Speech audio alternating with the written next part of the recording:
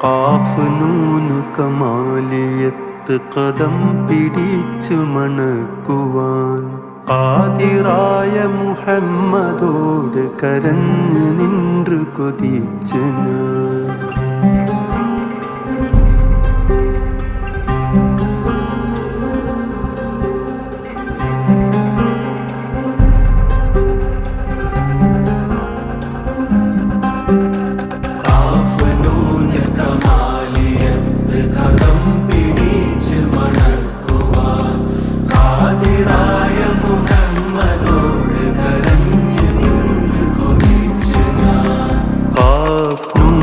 കമാലിയത്ത് കദം പിടിച്ചു മണക്കുവാൻ ഖാദിറായ മുഹമ്മദ്